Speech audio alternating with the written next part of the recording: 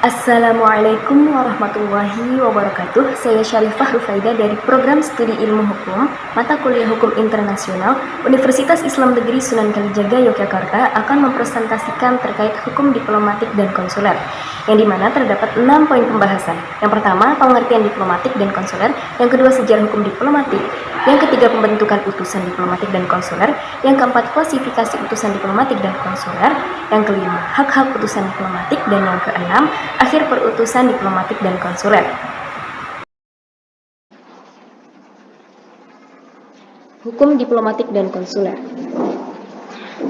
Yang pertama, terkait pengertian diplomatik dan konsuler. Diplomatik. Perwakilan diplomatik atau perutusan diplomatik adalah petugas negara yang dikirim ke negara lain untuk menyelenggarakan hubungan resmi antar negara. Konsuler. Perwakilan konsuler merupakan suatu perwakilan negara yang kegiatan atau aktivitasnya itu melingkupi semua kepentingan negara pengirim di atau pada bidang konsuler, serta juga wilayah kerjanya itu meliputi wilayah provinsi atau negara bagian negara penerima. Hukum diplomatik merupakan ketentuan-ketentuan mengenai hak-hak istimewa dan kekebalan diplomatik dalam hubungan diplomatik sebagai bagian dari hukum internasional yang paling mapan dan sudah berkembang dalam kehidupan masyarakat internasional. Selanjutnya, sejarah dan perkembangan hukum diplomatik.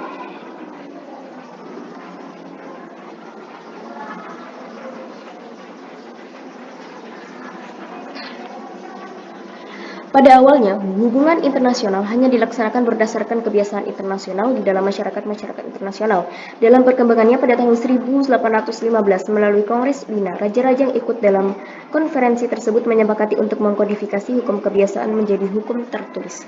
Sejak Kongres Wina 1815, para anggota diplomatik telah diberikan penggolongan dan beberapa tata cara sementara yang telah pula dibicarakan. Namun tidak ada suatu usaha untuk merumuskan prinsip-prinsip hukum diplomatik dalam suatu kodifikasi yang dapat diterima secara luas oleh masyarakat internasional. Pasca PBB didirikan pada tahun 1945, 2 tahun kemudian telah dibentuk Komisi Hukum Internasional. Sebelum akhir 1959, Majelis Umum membahas masalah-masalah serta kekebalan-kekebalan umum diplomatik melalui terselenggaranya konferensi internasional yang disebut dengan nama The United Nations Conference on Diplomatic Intercourse and Immunities. Melalui konferensi inilah akhirnya lahir konvensi tentang hubungan diplomatik yang kita sebut dengan Konvensi Wina pada tanggal 18 April 1961.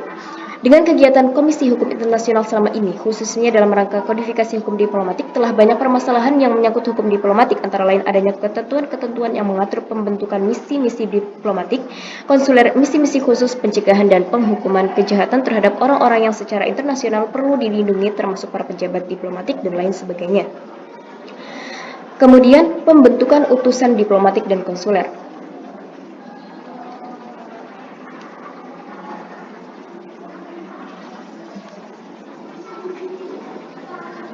Prosedur pada pengangkatan perwakilan diplomat dan konsuler antara lain sebagai berikut. Yang pertama, pemerintah negara pengirim itu menunjuk seseorang untuk diangkat dan dijadikan perangkat perwakilan. Selanjutnya, penunjukan tersebut juga disertai permintaan untuk dapat mengeluarkan eksekuator diberitahukan kepada negara penerima. Dan yang terakhir, negara penerima juga mengeluarkan eksekuator diplomat dan konsuler. Klasifikasi utusan diplomatik dan konsuler. Klasifikasi yang pertama terdapat dalam Kongres AIX-LA-KPW tahun 1818. Yang pertama, Ambassador and Legates. Yang kedua, Minister Plenipotentiary and Envoys Extraordinary. Yang ketiga, Minister Resident. Yang keempat, Charge d'Affaires. Yang pertama itu merupakan golongan pertama ini merupakan penggolongan pertama dalam wakil-wakil diplomatik, dan mereka ini adalah para wakil dari negara-negara yang sepenuhnya berdaulat.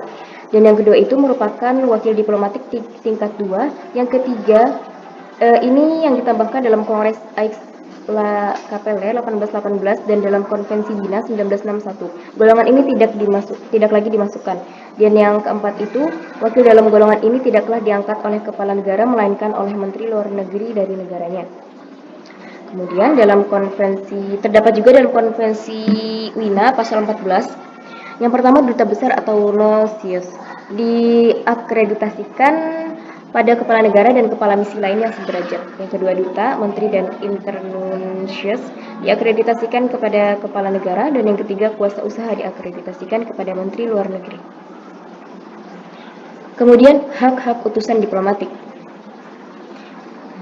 Terdapat hak kekebalan dan keistimewaan diplomatik dan hak-hak istimewa diplomatik. Yang pertama, hak-hak kekebalan dan keistimewaan diplomatik menurut Konvensi Wina.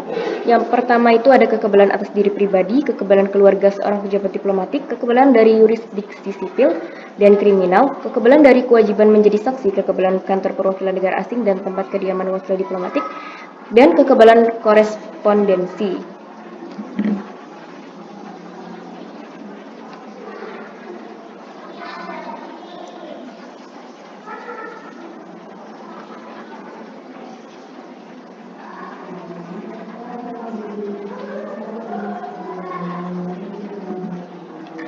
Kemudian terdapat hak-hak istimewa diplomatik. Yang pertama, pembebasan bea cukai, dan yang kedua, pembebasan dari kewajiban membayar pajak. Akhir perutusan diplomatik dan konsuler.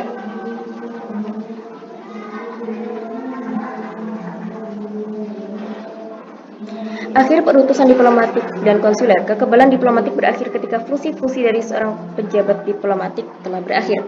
Mengenai hal ini, pasal 39 ayat 2 Konvensi Wina 1961 menyatakan antara lain bahwa ketika fungsi-fungsi dari seseorang yang menikmati hak-hak istimewa dan kekebalan telah berakhir, keistimewaan dan kekebalan itu semestinya berakhir pada saat orang itu meninggalkan negara tersebut atau negara penerima, atau pada saat berakhirnya jangka waktu yang layak diberikan kepadanya untuk meninggalkan negara itu. Terkait berakhirnya fungsi dari wakil konsuler adalah karena alasan-alasan sebagai berikut. Yang pertama, pemberitahuan oleh negara pengirim ke negara penerima bahwa fungsi konsuler telah berakhir. Yang kedua, penarikan eksekutor. Yang ketiga, pemberitahuan oleh negara penerima kepada negara pengirim bahwa negara penerima tidak menganggap wakil konsuler tersebut sebagai agen konsuler resmi karena alasan tertentu. Berikut daftar pustaka yang saya gunakan dalam presentasi saya. Terima kasih. Demikian presentasi dari saya. Kurang dan lebihnya mohon dimaafkan. Semoga bermanfaat. Wassalamualaikum warahmatullahi wabarakatuh.